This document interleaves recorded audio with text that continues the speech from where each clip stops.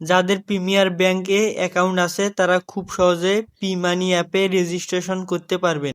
তো এর জন্য প্রথমে প্লে স্টোর ওপেন করে সার্চ অপশনে গিয়ে পি-মানি প্রিমিয়ার ব্যাংক লিখে সার্চ করবেন। প্রথমেই এরকম একটি অ্যাপ দেখতে পাবেন। জাস্ট ইনস্টল এর উপর ক্লিক করার সঙ্গে অ্যাপটি ইনস্টল হতে শুরু করবে। তো অ্যাপটি ইনস্টল করা হলে ওপেনে ক্লিক করবেন। অ্যালাউ এর উপর ক্লিক করবেন। ব্যাংকিং এর উপর ক্লিক করবেন। এরপর রেজিস্ট্রেশন এর উপর ক্লিক করবেন। অ্যাকাউন্ট সিলেক্ট করা না থাকলে অ্যাকাউন্ট সিলেক্ট করবেন। উপরে এখানে ব্যাংক অ্যাকাউন্ট নম্বর বসাবেন এবং মোবাইল নাম্বার এর জায়গায় ব্যাংক অ্যাকাউন্ট খোলার সময় যে মোবাইল নম্বর দিয়েছিলেন সেই নম্বর বসাবেন। ব্যাংক অ্যাকাউন্ট নম্বর এবং মোবাইল নম্বর বসানো হলে এই ফাঁকা বক্সে টিক দিবেন। এখানে যে মোবাইল নম্বর দিয়েছেন সেই নম্বরে ওটিপি যাবে, এজন্য SMS এর উপর ক্লিক করবেন। সবকিছু ভালোভাবে দেখে নেবেন। এরপর সাবমিটে ক্লিক করবেন।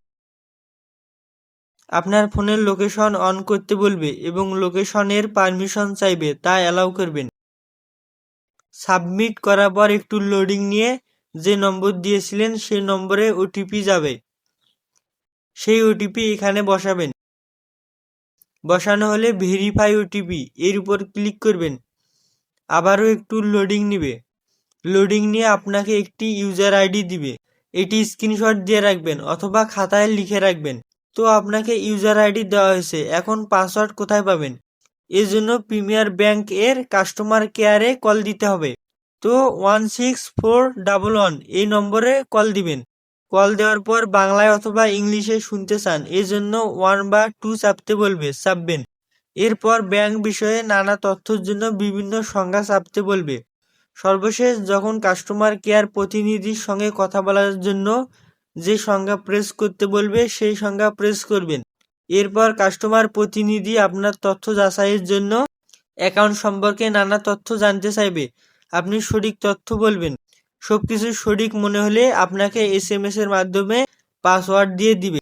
প্রিমিয়ার ব্যাংক থেকে এরকম SMS আসবে। তো আবার ব্যাংকের অ্যাপে প্রবেশ করবেন। ব্যাংকিং এর উপর ক্লিক করবেন। ইউজার নেম এর জায়গায় আপনাকে ব্যাংক থেকে যে ইউজার আইডি দেওয়া হয়েছে তা এখানে বসাবেন এবং পাসওয়ার্ড এর জায়গায় SMS এর মাধ্যমে যে পাসওয়ার্ড দিয়েছে তা এখানে বসিয়ে সাবমিট এর উপর ক্লিক করবেন।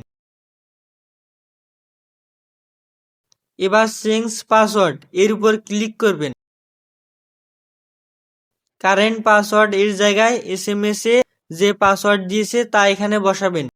নিউ পাসওয়ার্ড এর জায়গায় আপনার মন মতো একটি শক্তিশালী পাসওয়ার্ড বসাবেন।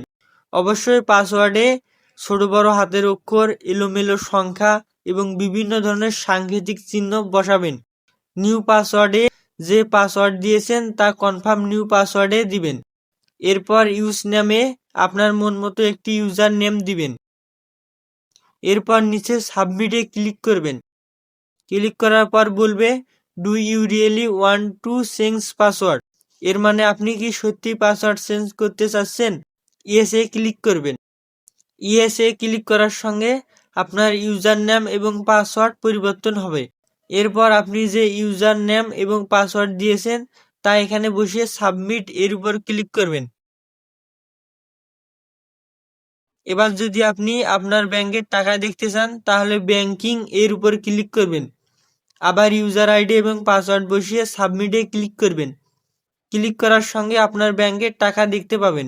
তো এইভাবে খুব সহজে পি-মানি অ্যাপে ব্যাংক অ্যাকাউন্ট রেজিস্ট্রেশন করা হয়। কোনো কিছু জানার থাকলে কমেন্ট করে জানাতে পারেন। আর ভিডিওটি একটু ভালো লাগলে লাইক করে আমাদের সঙ্গেই থাকুন। ধন্যবাদ।